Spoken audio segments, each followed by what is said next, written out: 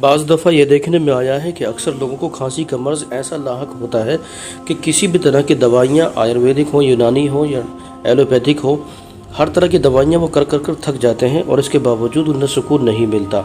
अक्सर बच्चों को ऐसा होता है, कई महीने खांसी को हो जाते हैं लेकिन खांसी ठीक नहीं हो पाती।